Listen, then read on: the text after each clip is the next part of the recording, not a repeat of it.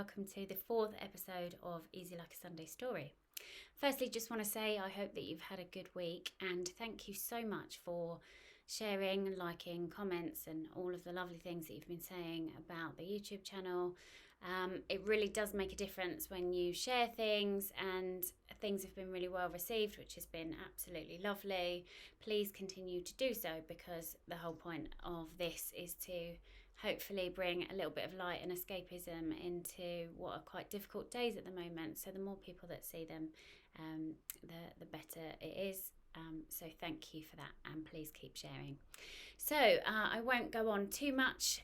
This week's story is called Here Comes the Sun, and I hope you enjoy it. Here comes the sun. Danny parked the car and made his way to the shop with a little more bounce in his step than usual. Kenny, his chocolate Labrador and best friend in the whole wide world, shot him a disgruntled look. Why the rush? They usually had a leisurely stroll to work, and he had a few more things he wanted to sniff yet. Danny had been acting a bit weird this week, Kenny thought. Come on, Ken, Danny huffed. Sorry, mate, we'll have a good run at lunchtime. I just want to see if there's anything there this morning. What he really meant was he wanted to see if he could catch them in the act. And if it's there, I'll share it with you. Deal, Kenny thought, and trotted along Danny's side. Sure enough, as they turned the corner, they could see something on the doorstep. Danny's tummy did a little lurch. Kenny's too, at the prospect of halvesies. Just like yesterday and the day before that, there was a white mocha coffee, the best coffee in town, by the way, and a Danish pastry, the best he'd ever tasted, waiting for them on his doorstep. Now, this may not sound very exciting, but it was for Danny for several reasons. Firstly, this coffee was so good, and the cafe it came from were the only place in town that did a white mocha, but he could never get out of bed in time to get there before work. Plus, they were so popular he couldn't just quickly nip out and pop by, so this was a rare treat for him. The pastry was ridiculous. It was the size of his head, it was baked to perfection, and it had just the right amount of sweetness and spice. It was the kind of pastry you were still thinking about at dinner time. But the main reason it was a big deal was because Danny had absolutely no idea who was leaving it for him. There was no note, no explanation, there'd been no request made, and how did the mystery gift giver know they were his favourites? A white mocha was pretty niche. In fact, he almost didn't like to admit that's what he preferred. He knew many a coffee purist who would have crucified him. Oh yeah, I prefer a long macchiato topped up, or sometimes a cortado. Danny thought a long mac was something perverts wore, and he was sure cortado was an oven cleaning product. Danny looked around just to check there was no trace or clues, any footsteps running away. Kenny sniffed the air. Nope, nothing. He couldn't work out how they were doing it and how it was still hot. Maybe it was a ninja or a superhero. I mean, it was like a rescue. He really did need the caffeine. He opened the doors to his favourite place in the world, his shop. It was his sanctuary, his tiny oasis in this crazy world. Every morning when they arrived and he'd plonk his keys on the side and get things switched on and ready for the day, he felt a sense of joy and pride. What would the day bring? What interesting people would he meet? What great conversations would they have?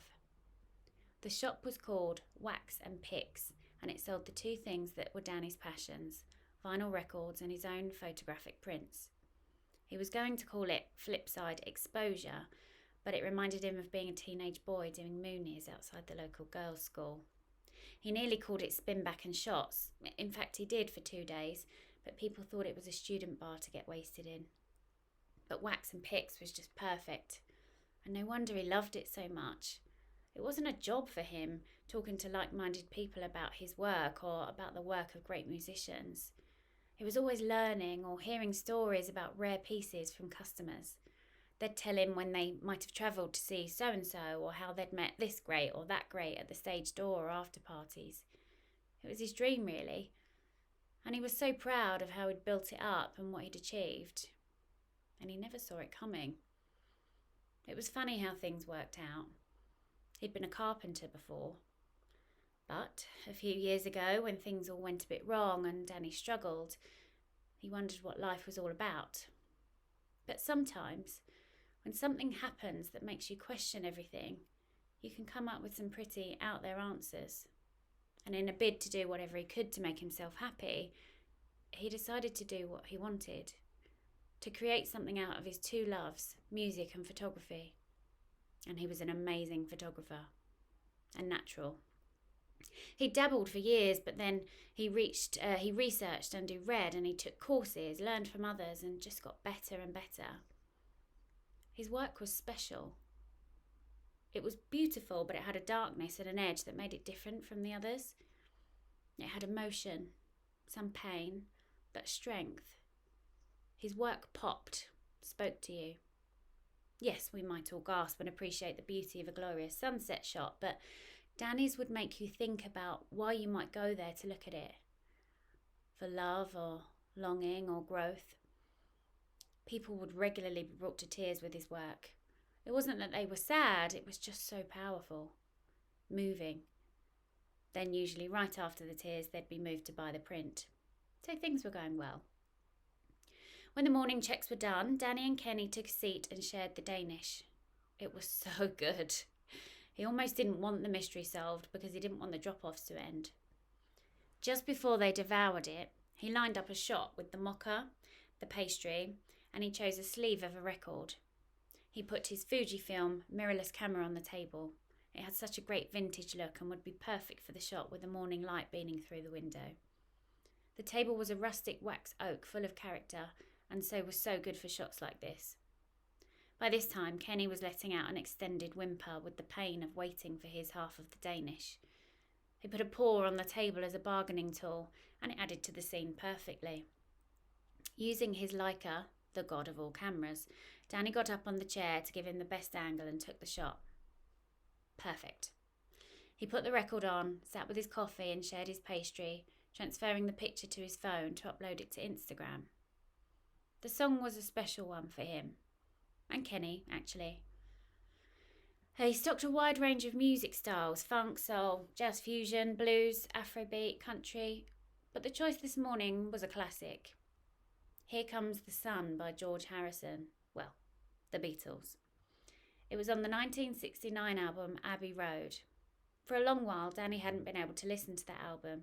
In his darker times, it had been too painful for him, but when things started to look up, the shot was getting going and Kenny came into his life, the song Here Comes the Sun was calling him and made him dust him off and play it. It meant many things to him. Kenny was his ray of sunshine and made him smile every day, but also, much like when George Harrison had written it, it signified peace and release, sunshine after a long, cold, lonely winter. He uploaded the photo to Wax and Pic's Instagram page with the caption, "Here comes the sun," very apt. The coffee and pastry brings a ray of sunshine to our day. Thank you. He wondered if the mystery gift giver would see it. He wondered again who they were. He purposefully hadn't said anything to his mates. If it was a wind-up, he wanted them to cave in first and mention it. He was trying to play them at their own game. He wondered if, and secretly hoped, it could be an admirer, but he didn't meet many women. He'd tried a bit of internet dating, but he'd given up on it because it was so time-consuming and disappointing. It was so much effort to drum up conversation with complete strangers who might just never respond or were a total mismatch. He was looking for someone bright, interesting, maybe creative. The last person he'd thought was remotely interesting said she'd only messaged him because he said he had a chocolate lab on his profile and she thought he owned a big confectionery company. When he told her he'd been referring to his dog, she said she was a cat person. So he didn't expect it to be from anyone he'd met online. It was almost the end of the day and nobody had revealed themselves. He had great ambitions of getting in super early the next morning, but he just knew he wouldn't be able to get up. He just wasn't a morning person. Another reason the coffee was such a treat. He'd set the alarm again and try, knowing he'd snooze it for an hour. He was just about to close up for the day when the door went. It was slightly annoying when that happened. He didn't mind if it had been a busy day, but today had been quiet, and it was a pain when people came in late when he thought he was going to get out on time. He forced a smile and looked up. He was about to say that he'd allow them 10 minutes for a browse, but when he tried to speak, no words came out. "Hello, Danny." He couldn't believe his eyes. Again, he tried to speak, but no words would come out. He just stood in a daze, in shock. "You look like you've seen a ghost." "I have, haven't I?" Danny managed to reply. "Fair point," she said. Kenny looked up at his man that he loved and this woman he'd never seen before and wondered what was going on. He felt protective. She didn't appear to be aggressive or threatening, but he could sense that Danny felt scared. He caught her scent. It was familiar, but he knew that he didn't know her. Danny had played this moment over in his head a million times. He'd laid awake all night on many occasions, playing out all the scenarios in which he'd hear those words and see that face. But that was years ago. He'd stopped believing she would come back. He'd stopped imagining it. He'd somehow made himself stop wanting it. He'd rehearsed all the things he was going to say. They changed from day to day. Sometimes he'd scoop her up in his arms and say it didn't matter, that he was just glad she was here, glad she was okay. Some days he'd scream that she'd ruined his life and how dare she walk through the door like nothing had happened. But today, all he could think of to say was, "Do you want a cup of tea?" "I could murder one, that'd be lovely." With that, everyone breathed again. They'd all been holding their breath, including Kenny, who took the universal exhale as a sign that it was okay for him to go and say hello and become acquainted with the pretty stranger. "He's adorable," she said, which was true and also a really good icebreaker, she thought. "Yeah, he's my best mate. My soulmate." They both winced a little. He sort of had and hadn't meant to say it and for it to come out that way. He used to say that about her. They looked at each other with sadness and regret in their eyes. But their eyes were different. They were experienced, travelled. They were the eyes of people that had been through a lot and had come out the other side with a strength in knowing that's only possible if you've been hurt. "I think he likes you," he said in an attempt to break the connection. "Danny, I'm sorry." He went to interrupt and she politely asked him to stop. "Please," she said with her hands up, the way someone might to surrender or prove that they're not armed. "I know you don't owe me anything, but you owe it to yourself to hear my apology in full." "Okay," he said, as if he was putting the metaphorical gun down. "I am so sorry for what I did. I always promised I would never hurt you, and I honestly thought I never would. But I was in so much pain, it took over everything. It was bigger than loving you, it was bigger than me, it was bigger than us. I know you tried to help, but I couldn't let you in. All I could think about was losing Mum and that she wasn't here anymore, and it consumed me. The grief. But I tried," he said. "I did everything you wanted." "I know. But then the pain went, and then I went numb, and that was worse. It was like everything was in black and white, out of focus. And nothing made sense. I was desperate to feel something again. I'm sorry, it's so selfish, but I needed to live. Even if it meant hurting myself and hurting others, I needed to feel something, to know that I was alive." "And walking out the day before our wedding, was that exciting enough for you?" "No, it wasn't. I'm so sorry for doing that to you, to our friends and family. I just couldn't do it, knowing that she wasn't going to be there. How could I make you happy when I was so sad? Why didn't you tell me? Why didn't you say you were leaving, or tell me where you were going, or leave a note or something?" "Because I didn't know where I was going. I didn't know how long I'd be gone. What? Are you saying you walked out in our life because you were confused? No.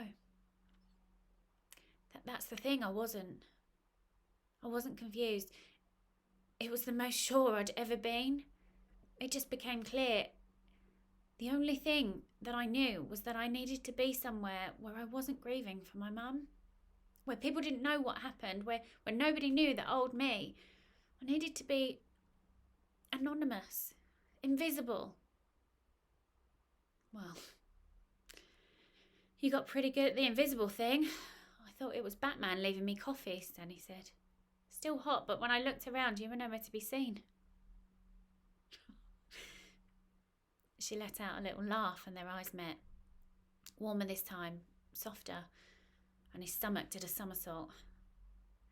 That feeling, that chemistry was the rarest thing, and it was something Danny had resigned himself to the fact that he was never going to feel again.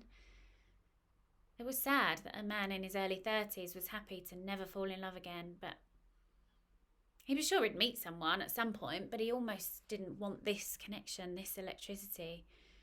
It scared him, and it was just too devastating to lose. I know it was a bit cheesy leaving the coffees, but I was afraid, Jen said. While I was away, I really missed those Sunday mornings when you'd go out and get us white mochas and Danish pastries, and we'd share the newspapers and listen to records. I thought I'd keep going, just bring the never-ending peace offering until I saw a sign from you, and then I'd show my face. When did you work out it was me? I didn't, Danny said. Oh. She seemed surprised. Oh, that's why I came today. When you posted the picture of the Abbey Road album, She stumbled through her words. She looked embarrassed, realising that she'd got it wrong. I stupidly thought it was for me. To say it was okay to come. She looked down with a mixture of awkwardness and disappointment. Near the beginning of their relationship, the night they'd first said that they loved each other, they'd stayed up all night playing it on repeat. She'd jumped on the dinner table singing Octopus's Garden, wearing 4 of Danny's jumpers, pretending the 8 sleeves were tentacles. They'd air guitared to come together, and they'd slow dance to something, letting the song explain how they were both feeling, that they knew that what they had was different. In the morning, they played Here Comes the Sun on repeat. She got up to leave. I don't know who I think I am. I'm sorry. The urgent scrape of the chair startled Kenny, who was taking the opportunity to have another nap. No. Don't go. Danny reached out his hand and put it on her shoulder. Even just the touch of her skin was so powerful. It was like 1,000 volts had just surged through his body. He put his other arm around her and gave her a hug. She was so tiny, he always felt like he could put his arms around her twice. He loved how it meant that she had to hold him tightly, her fingers barely touching across his back. The embrace felt, for both of them, like they'd come home. Happy as they'd both been, able to make their lives these past years, hard as they'd worked at being grateful for their lots, content in themselves, this feeling was everything they were missing. I only listened to one song, Danny said. This morning, and always actually. For me, Here Comes the Sun is about new things now. It's about Kenny and my life that I love. It's about George Harrison showing that he was just as important and talented as the others, that if they left him, it'd be okay. He didn't need them to survive. And it was about coming out of the dark times. It was a long, cold, lonely winter, Jen. But my winter lasted 2 years, and sometimes I still have bleak days. Not many, but they do come. When I lost you, I lost everything. Because I didn't understand why, and I didn't know if it was final, if you were coming back. And I waited. I was so worried. I looked for you. Then your sister told me you got in touch and you were in Denmark and that you were safe and you didn't want to be found. I hadn't cried until then. But then I cried for 2 days straight. And at the end of the 2 days, I stopped. And I decided to change everything. I suppose I did the same as you. Changed who I was. Replaced my old life without you in it to a new one where you didn't exist. So I can play that one song, but I haven't played that whole album since you left. And I didn't think I ever would.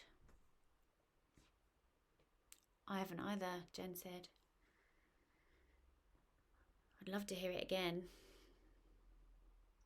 I'm not sure, said Danny. It wouldn't seem right without at least one bottle of wine. I've got one in my bag, actually. She smiled that cheeky smile and it lit up her face. Danny had no idea what to think, what to do. He couldn't think 5 minutes into the future, but what he knew right now was that he wanted to look at that face for a little longer and he wasn't ready for it to walk out of his door again. And he could do with a glass of wine. And he did love that album. So whatever happened going forward, he didn't care right now, but there was no way he was going to say no to this. We've got one problem, said Danny. Jen braced herself. I've got 7 versions of Abbey Road. Which one do we choose? I'm up for all of them, she said. I'm not going anywhere.